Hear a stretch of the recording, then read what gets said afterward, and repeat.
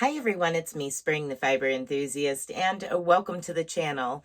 So instead of being on the craft table today and working up a stitch or a pattern with you, we're going to learn how Spring handles leftover scrap yarn. Are you ready?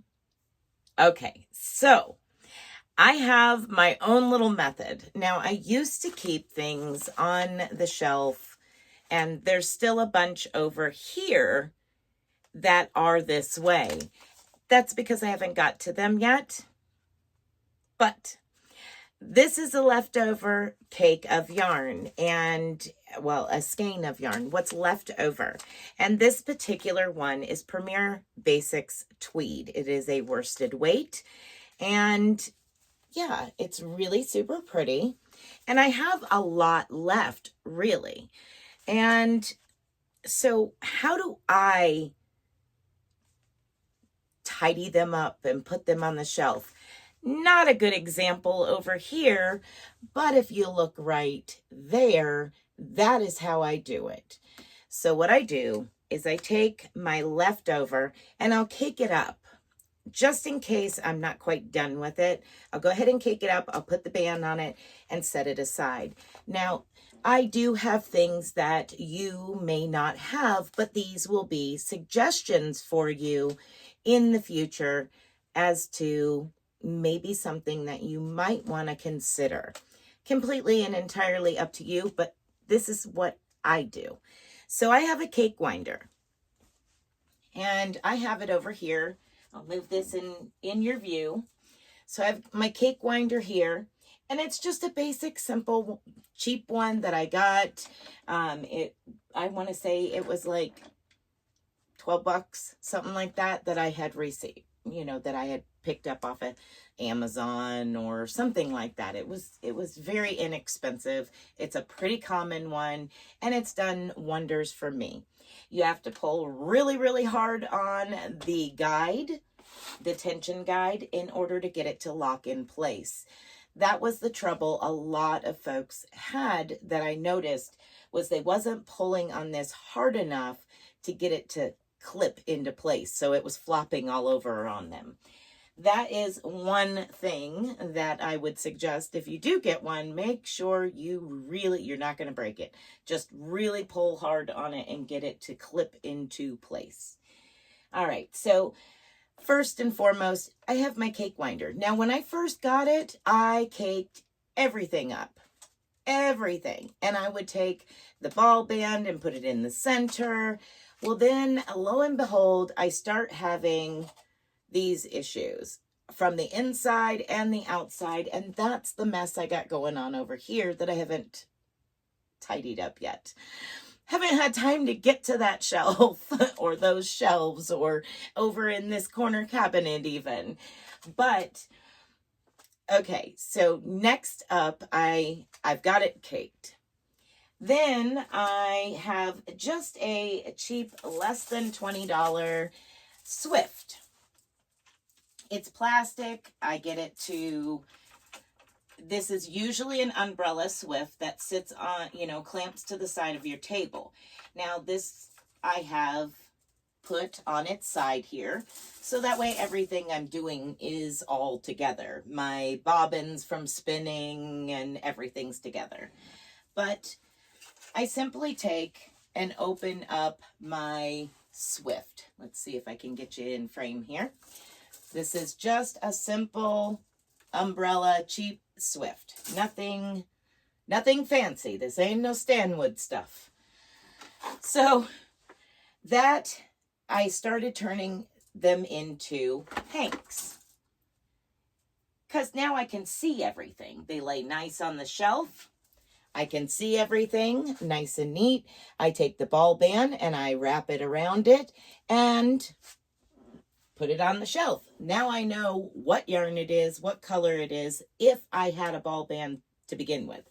Some of the items that I have don't have a ball band anymore. It's long gone. Have no idea what happened to it. So I, of course, wouldn't be able to do that. But the ones that I do have, I did that with. But then I took it one step further. And because I do spin yarn, I decided to get this yarn counter. And this is from Dreaming Robots. And just like your other items that you have in your craft room, it clamps to the table. So it's got a table clamp, and it is battery operated with 2 of the double A's. Just like that. It's magnetic back, so it very easily clips on.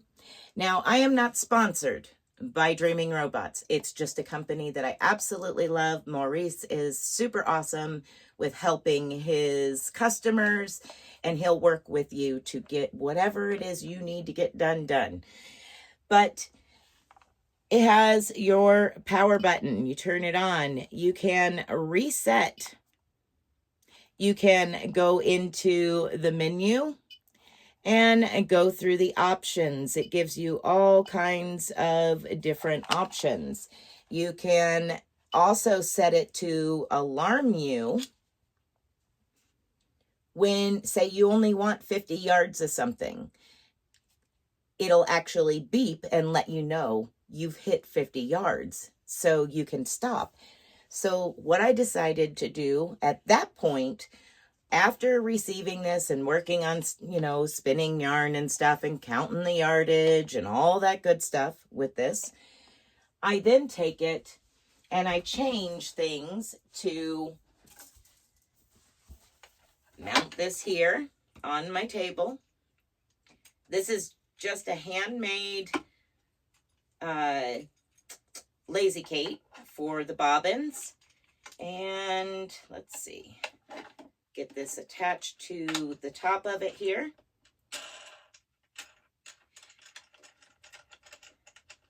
So we're taking this one step further. So not only can I see everything and it's hanked up nice, yes, it's extra steps, but it's worth the extra steps for a neat yarn stash of your, scrap, leftover yarn.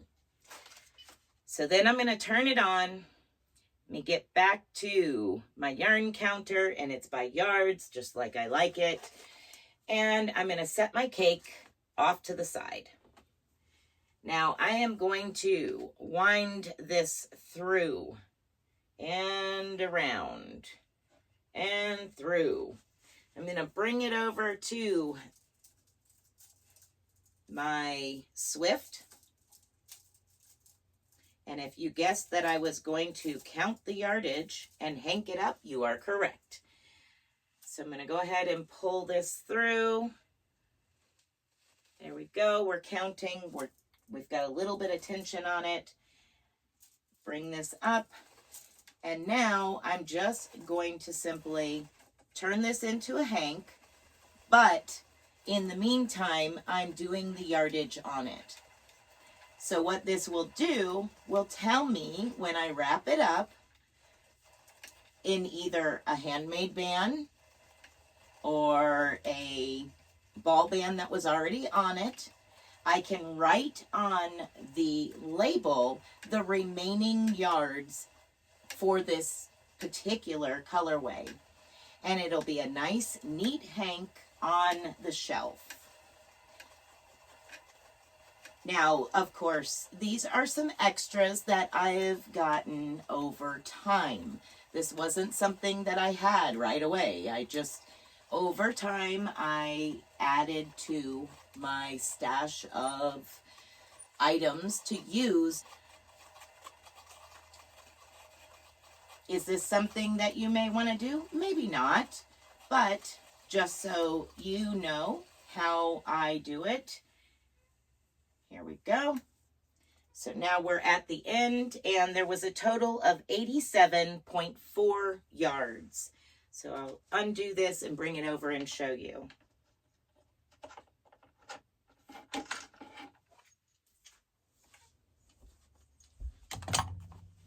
Here we are. So there's 87.4 yards. Now, what I'll do is I'll take my ball band here, and where the original yardage is, I'm going to write off to the side the remaining yardage.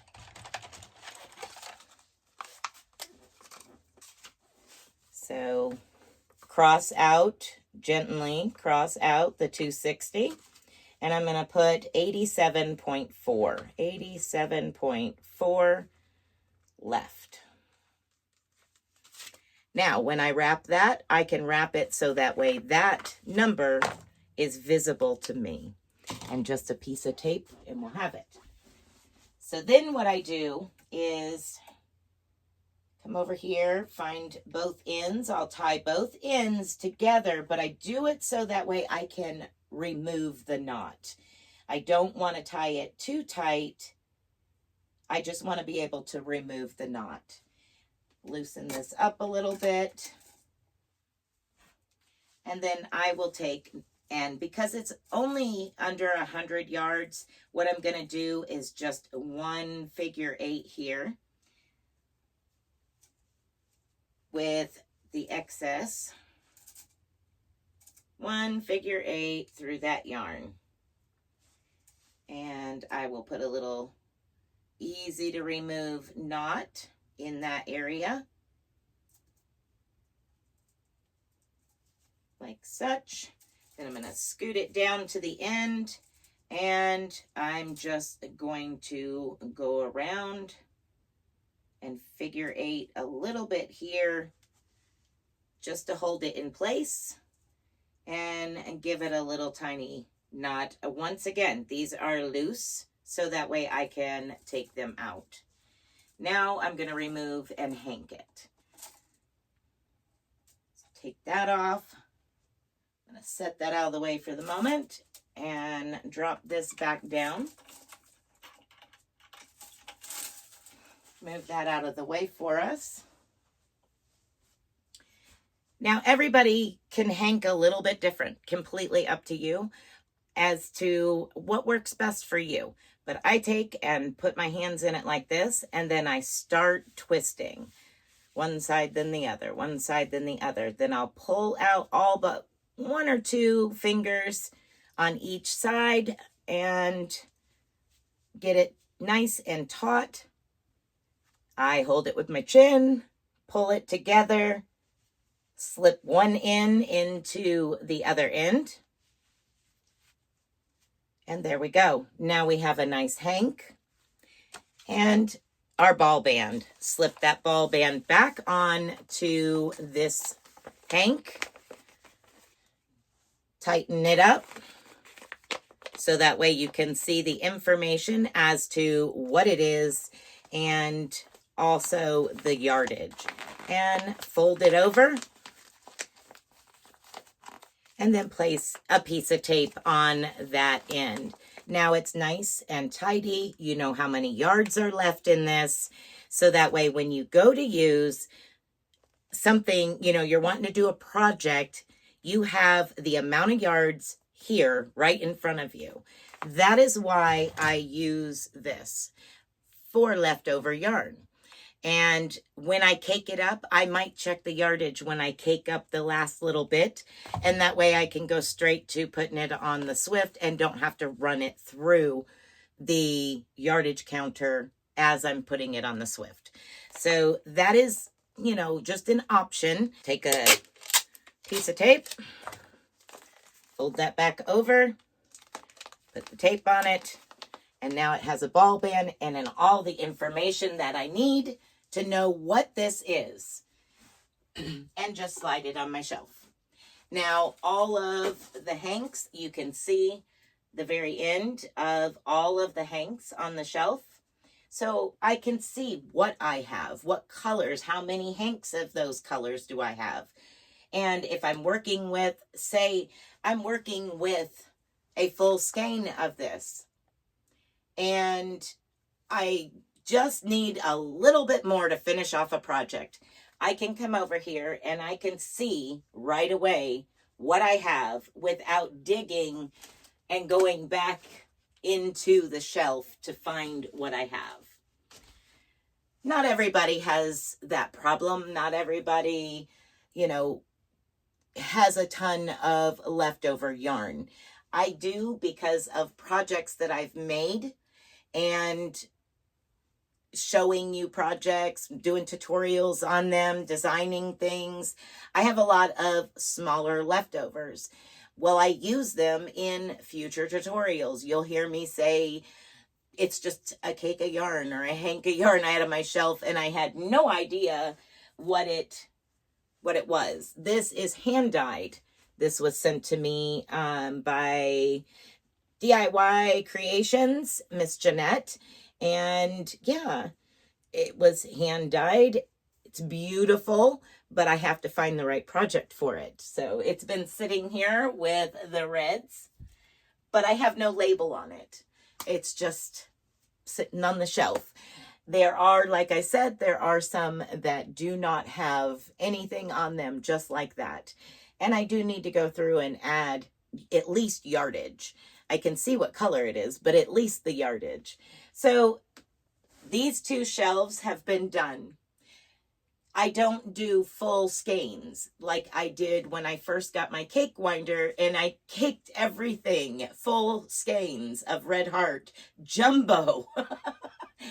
And yes, I got it all on this little cake winder, but I don't do that anymore. If it's already a whole, label and whole skein or cake or lolly, anything like that, that is still as a whole, brand new. I do not do that anymore. I just leave it as is because I ran into so many issues with loose strings hanging all the time and having to re-cake them and all of that. So this is how Spring organizes her leftover stash. And yeah, I hope that it might help some of you. I will put the information down below as to where I got this and where you can find it and purchase it. I do have an affiliate with Amazon. I will go pull the Amazon link to that Swift and to a cake winder, whether it's something like that or something similar. They may not have that one anymore, or they may not have that particular Swift anymore. But I will go pull from Amazon and put you some links down below in the description box if you would like to check it out. Once again, this is amazing. I've had it since he came out with them, several years now, and I haven't changed the batteries not once. I put them in and haven't changed them at all. And I just make sure that I shut my power off. And I keep it in its little box and over there on the shelf. And when I need it, I grab it. So that, once again, is how Spring handles leftover yarn and her scrap yarn and organizes it so that way it is manageable and neat for me. Just some ideas. If you are interested in any other ideas as to managing your stash, reach out. If you have some cool tips and tricks that you like to use for your leftover stash, please feel free to comment down below and let us know, because there are plenty of us out here that are going, oh, I gotta do something with this. So thank you very much for watching, and from me to you, be blessed, be a blessing, and until next time, bye for now.